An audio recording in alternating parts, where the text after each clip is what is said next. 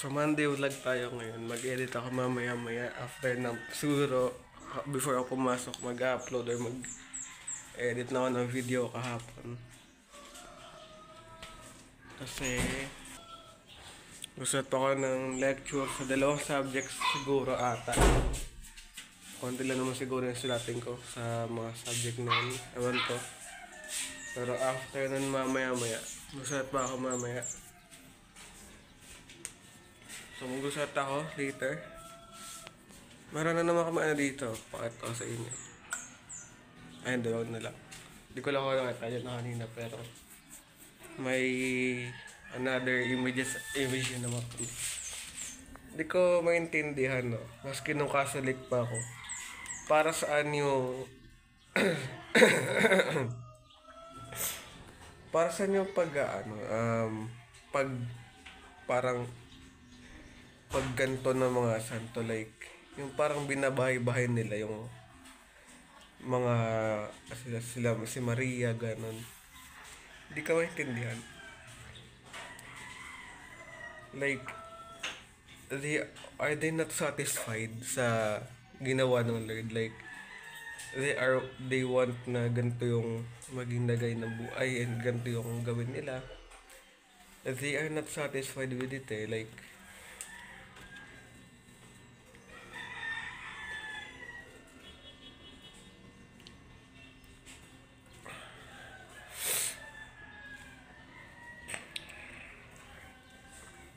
why do they need to put graven images?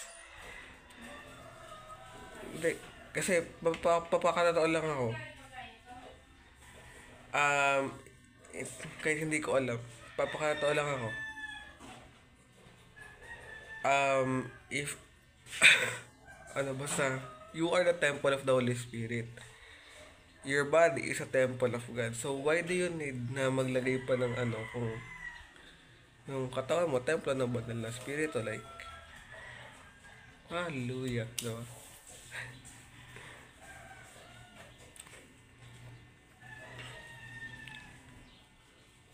Sabi mo, yung templo ng Diyos naglalakad-lakad. Yung templo ng Diyos may buhay.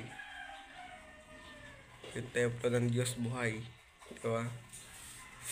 Ako, templo ng Diyos. Kung ikaw, Kristiyano ka, templo ka ng Diyos. 1 Corinthians 6 verse 19 to 20. Hindi ba rin niyo alam na ang inyong katawan ay templo ng Espiritu Santo? Diba? God bought us with His own blood.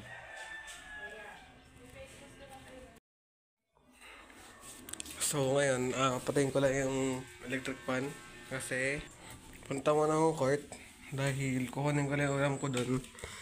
Nakain na ako, tapos susulat lang ako sa yung CSP din. Yeah. It's so hard to,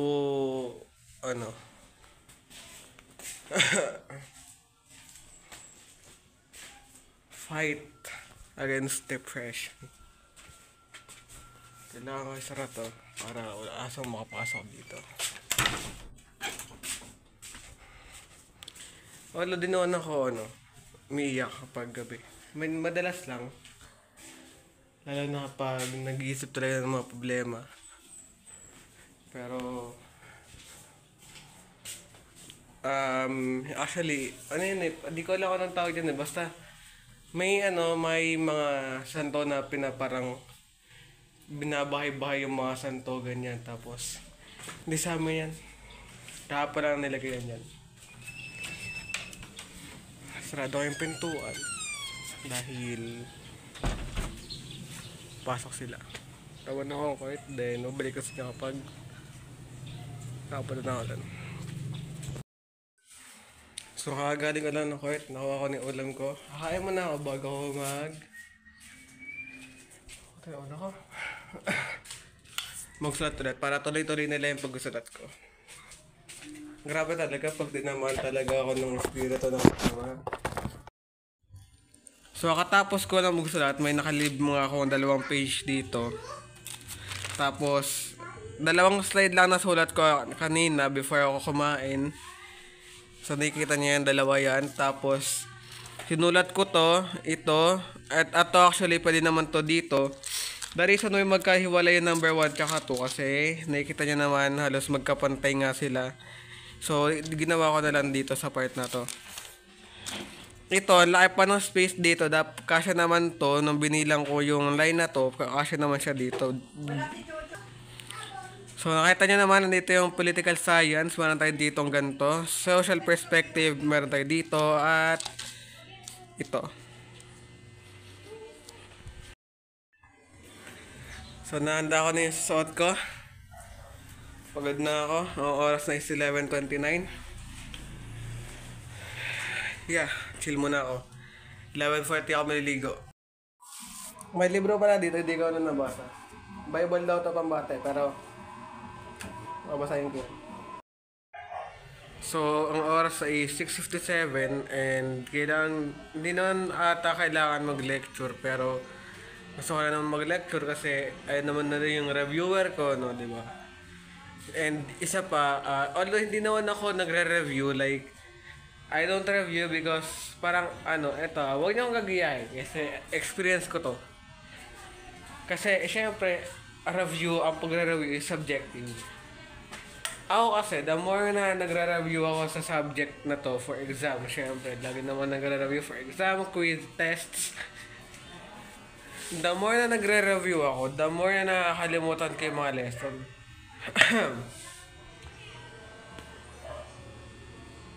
Flex ko lang si Mary.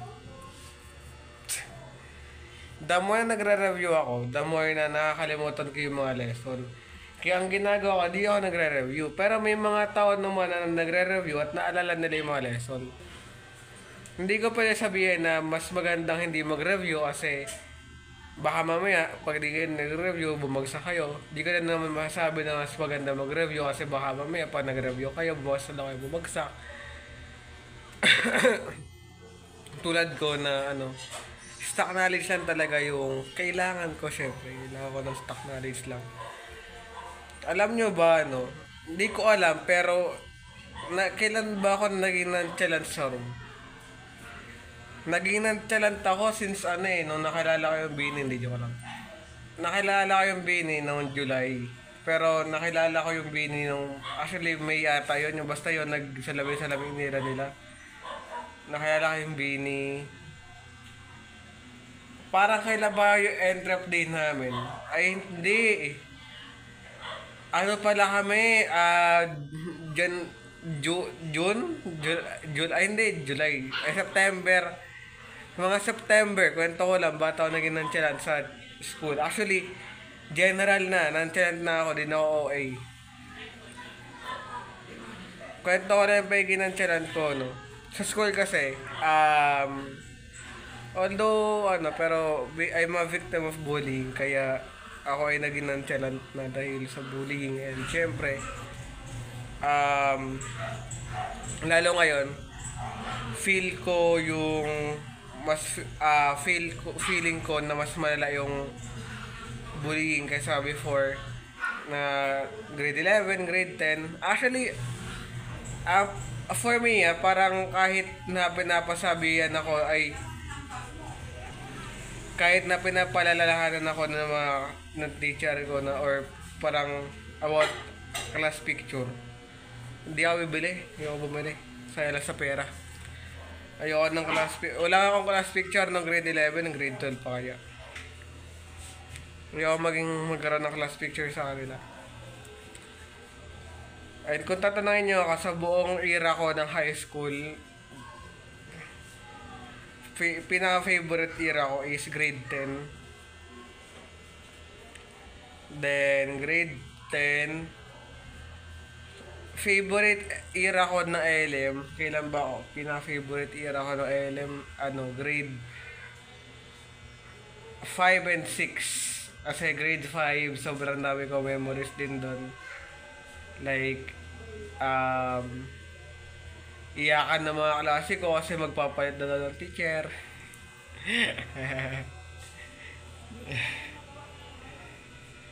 Alam mo, eto, kwento ko lang. Umiiyak sila tapos ako, di ba, wala akong kind of, like, nagano lang ako. Ilan ba kami hindi umiyak nun? Alam ko, tatlo lang kami hindi umiyak. Ay, mga lalaki kami, tatlo kami. Ay, hindi apat ata kasi may nagpapatawang isa. Kaya isa di umiyak. Tapos ako naman, ewan ko, basta di lang ako umiyak. Tapos isa naman, umuulan kasi nun eh. Lala ko siya, thank you, Jay. Thank you, par. Gawa na siya sa akin. I mean, di pa ata uso yung par tawagan nun dati. Nung elementary ako, yung usong tawagan nun, alam mo ba, JM Ski, Kaibog Ski, mga ganyan mga usong tawagan na dati, nung elementary ako eh. May mga ski sa dulo, tapos may mga boss. Pero yun nga, gagawa pa ako ng brochure, ang dami ko pang gagawin, kailangan pa magpuyat. Paano gumawa ng brochure?